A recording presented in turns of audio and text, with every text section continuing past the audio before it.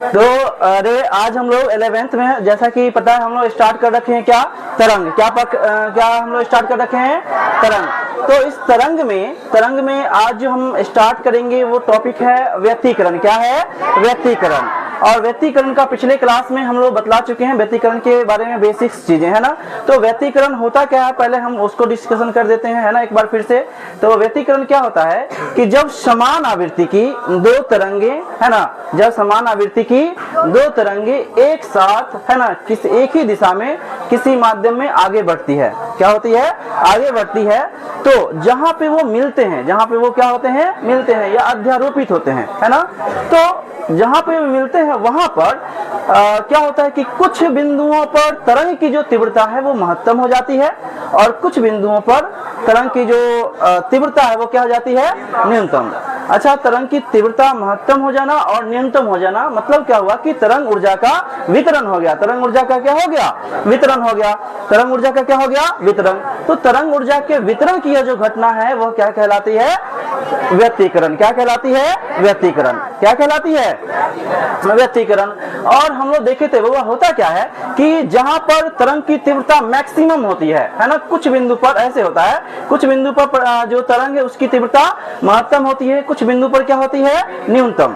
और जहां जहां पर इंटेंसिटी यानी कि तीव्रता मैक्सिमम होता है, जहां पर आपको वहां पर दिखाई पड़ता है ब्राइट स्पॉट। क्या दिखाई पड़ता है, ब्राइट स्पॉट। और जहां पर तरंग की तीव्रता न्यूनतम होती है वहां पर क्या दिखाई पड़ती है, डार्क स्पॉट। और हम लोग जाने भी थे, इसको एक्सपेरिमेंट से भी दिखाए थे कि जहां पर ब्राइट स्पॉट बनता है वहां पर उसको बोलते हैं हम लोग ब्राइट फ्रिंज। क्या बोलते हैं, ब्राइट फ्रिंज। और जहां पर डार्क स्पॉट बनता है उसको हम लोग क्या बोलते हैं, डार्क फ्रिंज। और दो लगातार ब्राइट फ्रिंज या दो लगातार डार्क फ्रिंज के बीच की जो डिस्टेंस होती है, जो दूरी होती है, जो चौड़ाई होती है, उसे हम लोग क्या बोलते हैं, फ्रिंज की चौड़ाई। क्या बोलते हैं, फ्रिंज की चौड़ाई। और ये सारी चीजें हम लोग किसमें देखेंगे, 12th के वेव ऑप्टिक्स में। कहाँ देखेंगे, 12th के वेव ऑप्टिक्स में भी। अभी तो हम लोग 11th है, तो जहां पर तरंग है तो इसलिए तरंग के बारे में जानेंगे ही। और सेम चीज को किसके लिए, चूंकि प्रकाश भी एक तरंग ही है। प्रकाश क्या है, तरंग ही है ना। तो प्रकाश को अभी तक हम लोग कण भी मानते हैं और तरंग भी मानते हैं। तो प्रकाश को तरंग मान करके एक चैप्टर नहीं पढ़ेंगे, जो कहाँ पढ़ेंगे हम लोग, 12 में। कहाँ पढ़ेंगे, 12 में, जिसका नाम है वेव ऑप्टिक्स। क्या नाम है, वेव ऑप्टिक्स। तो वहां पर सेम चीज, तरंग को प्रकाश, अरे ये जो प्रकाश है उसको तरंग मान करके हम सारी चीजें क्या करेंगे, फिर से देखेंगे। क्लियर है। तो अभी हम लोग देखेंगे व्यक्तीकरण। क्या देखेंगे, व्यक्तीकरण। व्यक्तीकरण तो हम लोग पिछले क्लास में पढ़ लिए थे। आज हम लोग देखेंगे व्यक्तीकरण के प्रकार। क्या देखेंगे, व्यक्तीकरण के प्रकार। तो देखिए बाबा, व्यक्ति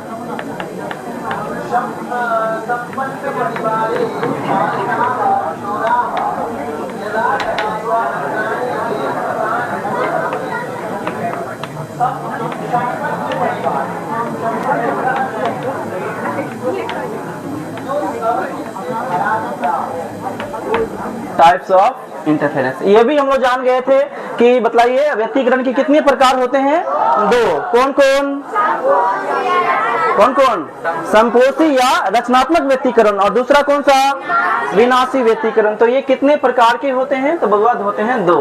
एक हो गया अपना संपोषी या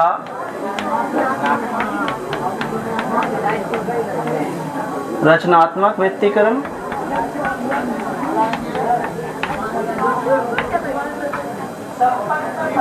इसको हम लोग इंग्लिश में बोलते हैं बाबा कंस्ट्रक्टिव इंटरफेरेंस।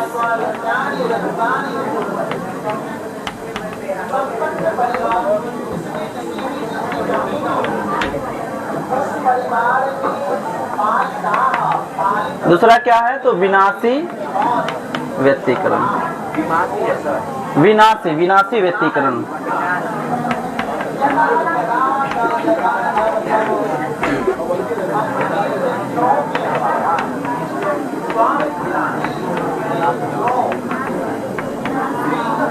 इंटरफेरेंस। ठीक है। तो रे बुआ इसको हम लोग लिख चुके हैं, है ना। अब इन दोनों को हम लोग क्या करते हैं, बारी बारी से पढ़ते हैं। तो हम लोग क्या हेडिंग लगाएंगे, संपोषी या रचनात्मक व्यक्तीकरण, संपोषी या रचनात्मक व्यक्तीकरण। तो ठीक है, इसको हम मिटाते हैं, इसको लिख चुके हैं। जो नहीं लिखे हो 1 मिनट दे रहे हैं, लिख लो। व्यक्तीकरण कितने प्रकार के होते हैं, 2 प्रकार के। कितने प्रकार के, 2। एक तो है अपना संपोषी या रचनात्मक व्यक्तीकरण, और दूसरा क्या है, विनाशी व्यक्तीकरण। कौन है, विनाशी व्यक्तीकरण। इसको लिख लिए, ठीक। तो हम लोग इसको पढ़ते हैं, है ना। संपोषी या रचनात्मक व्यक्तीकरण, संपोषी या रचनात्मक व्यक्तीकरण। तो बतलाओ रे, इसके बारे में भी थोड़ा बहुत बतला ही चुके हैं, है ना।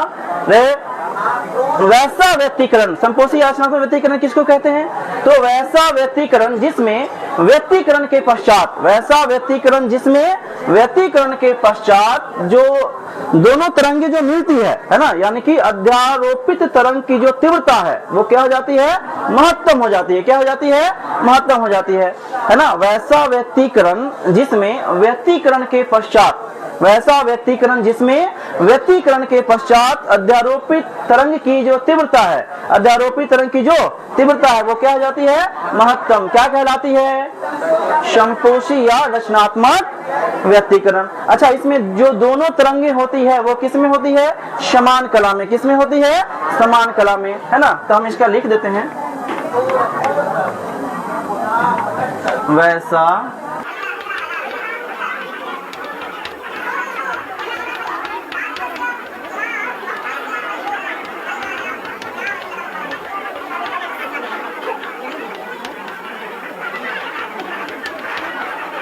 व्यक्तीकरण जिसमें अध्यारोपित तरंग की तीव्रता महत्तम हो जाती है।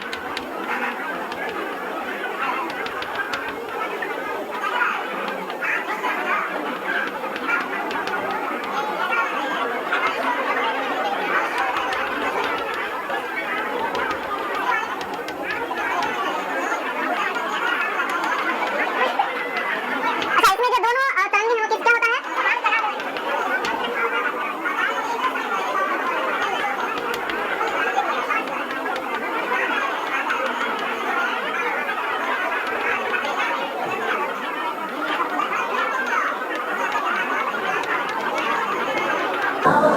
नहीं, इसमें दोनों तरंगे क्या करती है, समान कला में कंपन करती है। तो कैसे, तो यहाँ ध्यान से देखना है, सुनिए, बात नहीं करो। तो बउआ अपना एक तरंग है ये,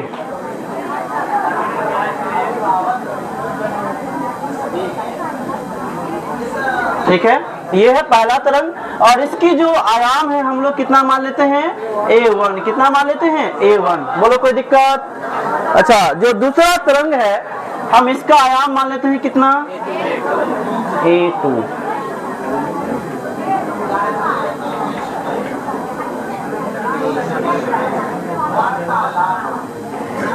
ठीक है, ये दूसरा तरंग है और इसका आयाम कितना मान लेते हैं, A2।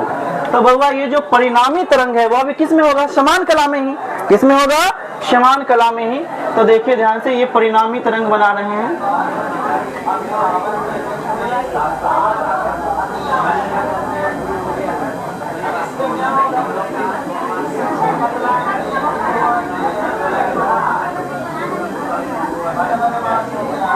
ठीक है, और इसका आयाम क्या मान लेते हैं हम लोग, A नेट। क्या मान लेते हैं, A नेट। और बउआ ये जो A नेट है वो क्या हो जाएगा, किसके बराबर, तो पहले तरंग का जो आयाम है A1 और जो दूसरे तरंग का जो आयाम है A2, इन दोनों के योगफल के क्या होता है, बराबर। और इसको हम लोग मैथमेटिकली आपको डिराइव भी करके बतलाएंगे। ठीक है, तो देखिए A नेट बराबर कितना हो जाएगा, A1 और A2, A1 plus A2, A1 plus A2। तो बतलाइए पहले तरंग का आयाम कितना है, पहले तरंग का आयाम ये है A1,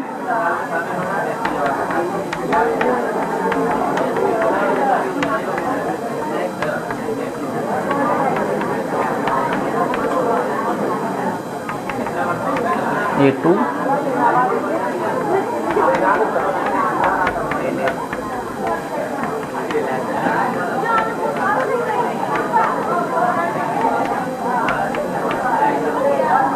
परिणामी तरंग का आयाम यह है होगा कितना ए नेट, और ये होगा कितना A1 plus A2, A1 plus A2। तो ये अपना है संपोषी या रचनात्मक व्यतिकरण। इसको आप लिखिए, उसके बाद फिर से हम लोग क्या करेंगे, विनाशी व्यतिकरण के बारे में पढ़ेंगे, है ना। लिख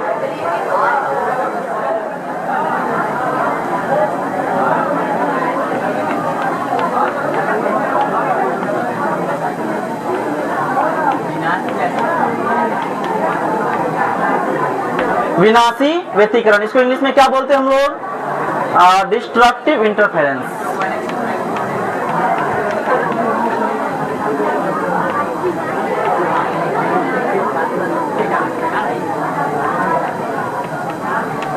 डिस्ट्रक्टिव इंटरफेरेंस।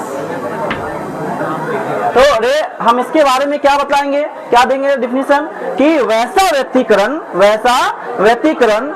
व्यतिकरण जहां, है ना, जिसमें व्यतिकरण के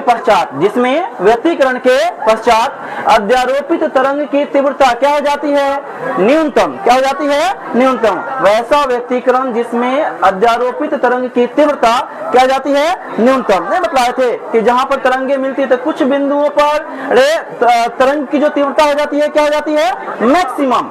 क्या हो जाती है, मैक्सिमम। और कुछ बिंदुओं पर क्या हो जाती है, न्यूनतम। जो मैक्सिमम इंटेंसिटी के जो पॉइंट्स होते हैं उसको बउआ हम लोग बोलते हैं कंस्ट्रक्टिव इंटरफेरेंस, और जो मिनिमम इंटेंसिटी के जो पॉइंट्स होते हैं उसको हम लोग क्या बोलते हैं, डिस्ट्रक्टिव इंटरफेरेंस। तो बतलाइए, जो कंस्ट्रक्टिव इंटरफेरेंस में जो परिणामी तरंग होगा उसकी तीव्रता क्या हो जाती है, मैक्सिमम, और जो डिस्ट्रक्टिव इंटरफेरेंस है उसमें परिणामी तरंग की तीव्रता क्या हो जानी है, न्यूनतम हो जाती है ना। तो वैसा व्यतिकरण जिसमें व्यतिकरण के पश्चात अध्यारोपित तरंग की तीव्रता क्या हो जाती है, न्यूनतम हो जाती है। क्या हो जाती है, न्यूनतम। क्या कहलाता है, विनाशी व्यतिकरण। तो लिखते हैं इसको,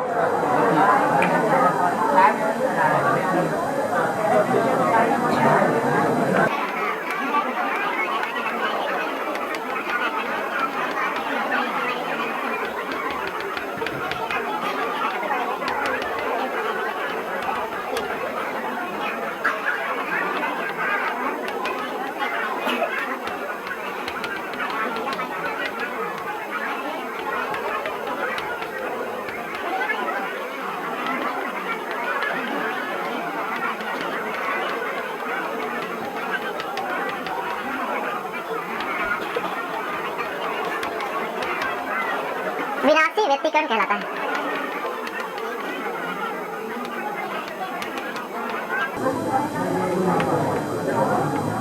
विनाशी व्यतिकरण कहलाता है। अच्छा, इसमें जो दोनों तरंगे होगी वो समान कला में की विपरीत कला में, है ना। इसमें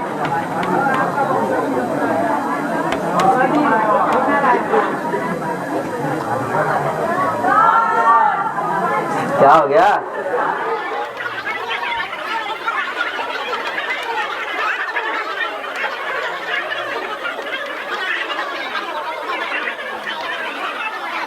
जो दोनों तरंगे हैं वो कैसे होती है, विपरीत कला में कंपन करते हैं। अब ये विपरीत कला में कैसे कंपन करती है इसको देखो ध्यान से।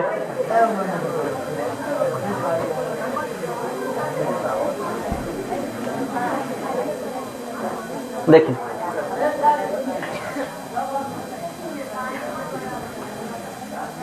जैसे एक तरंग है अपना बउआ ये,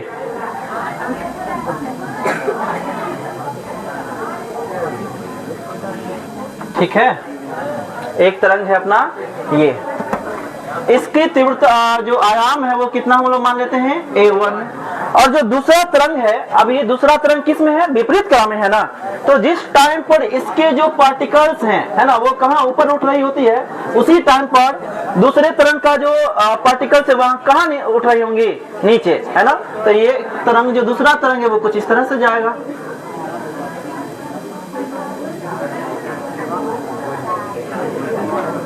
ऐसे ना, इसके जो आयाम है वो हम लोग कितना मान लेते हैं, A2। तो बतलाओ जरा कि जो नेट परिणामी जो तरंग है उसका वो कहां से कैसे जाएगी, 20 से। कहां से जाएगी, 20 से, यहां से, है ना, ध्यान देना। ये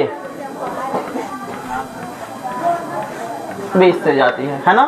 तो ये लगभग ऑलमोस्ट जीरो के पास में हो जाती है, लेकिन पूरा भी जीरो नहीं होता। तो हम लोग इसको लिखते हैं अरे पहले तरंग का आयाम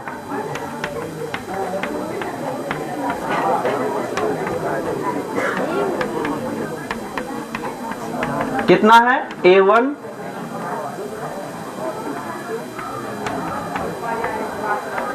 दूसरे तरंग का आयाम कितना है, A2। तो बतलाओ परिणामी तरंग का आयाम क्या हो जाएगा। हाँ गुड, परिणामी तरंग का आयाम